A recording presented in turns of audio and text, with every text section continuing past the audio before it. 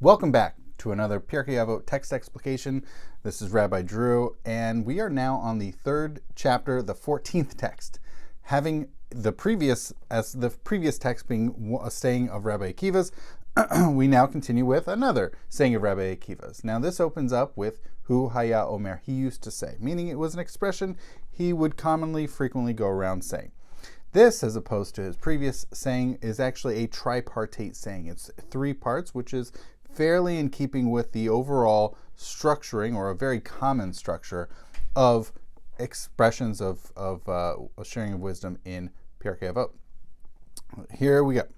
So he says, beloved is Adam. Now Adam is the first person ever created. Adam, we want to call him Adam Arishon. So the first person, right? Adam. So beloved is Adam, for Adam was created in the image of God. Especially beloved is Adam, for it was made known to Adam that Adam had been created in the image of God. As it is said, for in the image of God he made man. Okay? All right.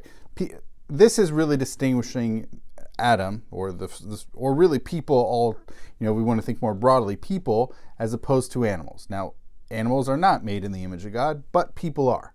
That's an interesting distinction. Okay. And he quotes from Genesis chapter 9. Now we continue. Now we're on to the second one. Beloved are Israel, in that they were called children to the all-present. Especially beloved are they, for it was made known to them that they are called children of the all-present or omnipresent. As it is said, quoting from Deuteronomy chapter 14, you are children to the Lord your God. So just as we saw with the first one, we have a particular person being chosen versus all other creatures, and a verse used to support this, a biblical verse to support this. And same too here. Beloved are Israel as opposed to other nations, because they were called children to the omnipresent, and once again we have a biblical proof text. Now we have a third one. Beloved are Israel. Once again, beloved are Israel, and that a precious vessel was given to them. Especially beloved are they, for it was made known to them that the desirable instrument with which the world had been created was given to them. As it is said, quoting from Proverbs chapter 4, for I give you good instruction. Forsake not my Torah.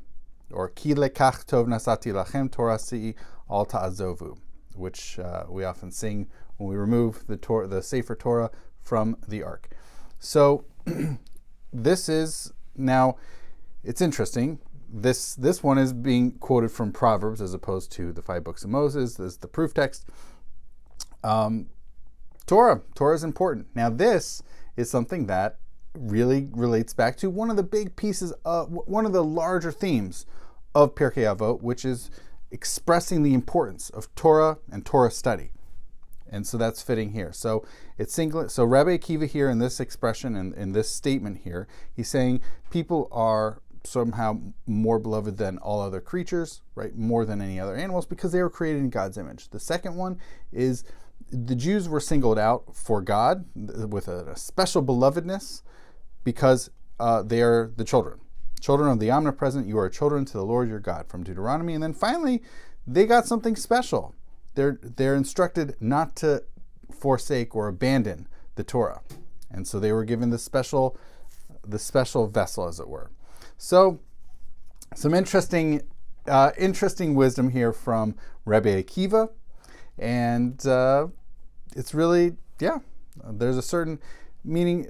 It's also one of the fascinating things, if I could take a step back, which is also we often think about belovedness as sort of a human thing, but now what Rabbi Akiva is asserting is that people, and also the children of Israel, have a certain relationship with God and have a certain belovedness to God, which is really interesting.